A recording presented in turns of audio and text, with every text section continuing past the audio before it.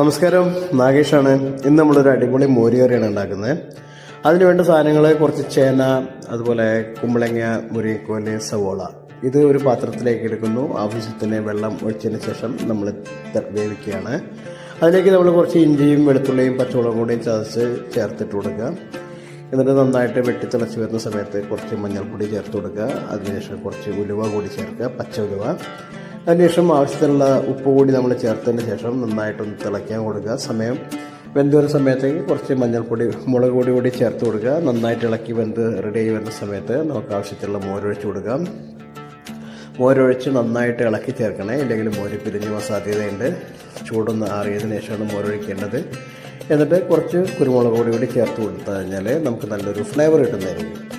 ഈ കുരുമുളക് പൊടി കൂടി ചേർത്ത് നന്നായി ഇളക്കി ചേർത്തതിന് ശേഷം കുറച്ച് മല്ലിയില കൂടി അരിഞ്ഞ് ചേർത്ത് കൊടുക്കുക. മല്ലിയില ഓപ്ഷണലാണ്, ആവശ്യക്കാർ മാത്രം ചെയ്ത് കൊടുക്കുക. പിന്നെ നമുക്ക് കുറച്ച് വെളിച്ചെണ്ണ ചൂടാക്കുക. അതിലേക്ക് കടുക്, കറിവേപ്പില, ഉണക്കമുളക്, അതേപോലെ കൊച്ചുള്ളി, ഇച്ചിരി ജീരകം കൂടി ചേർത്ത് കൊടുത്ത് താളിച്ചതിന് ശേഷം നമ്മുടെ മോരുകറിയിലേക്ക് ചേർത്ത് കൊടുക്കുക. അപ്പോൾ നല്ലൊരു കിടുക്കാച്ചി മോരുകറി നമുക്ക് കിട്ടിയിരിക്കുകയെന്നാണ്. അടിപൊളിയായിരിക്കും. എല്ലാവരും ട്രൈ ചെയ്ത് നോക്കുക. താങ്ക്